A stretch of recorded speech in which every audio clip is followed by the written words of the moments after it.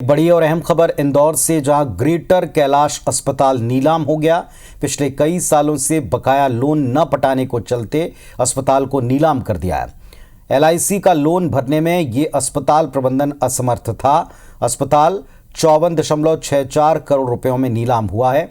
पूरी जानकारी हमारे सहयोगी आपको बता रहे हैं।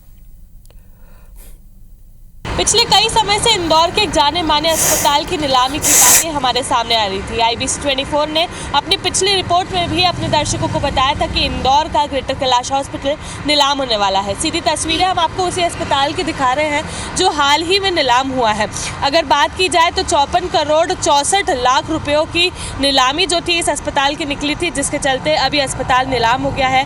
कारण की अगर बात की जाए तो LIC के जो भी लोन्स इस अस्पताल ने लिए थे वो चुकाने में ये अस्पताल पिछले काफ़ी समय से असमर्थ था। ऐसे में LIC ने इसकी नीलामी निकाली थी, जिसके चलते 22 मार्च इसकी नीलामी की आखिरी तारीख थी।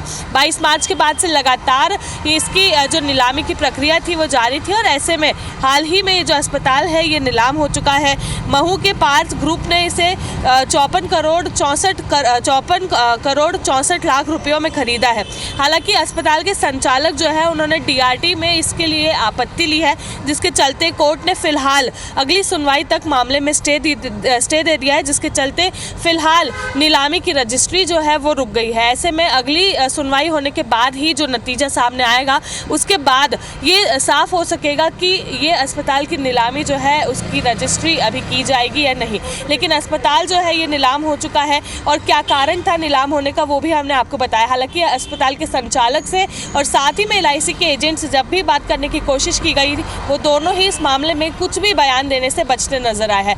फिलहाल ये जो बात है ये हम आपके सामने रख रहे हैं कि इस अस्पताल की नीलामी हो चुकी है। पिछले 47 सालों से ये अस्पताल निरंतर इसी तरह से पलासिया पे संचालित था, लेकिन फिलहाल इसकी नीलामी जो है वो कर दी गई है और आगे अब इस नीलामी की रजिस्ट्री कब की जाएगी वो भी IBC आपको बताते रहेगा। बने रहिए हमारे साथ। कैमरामैन संतोष जटवन के साथ निहारिका शर्मा, IBC 24 इंदौर।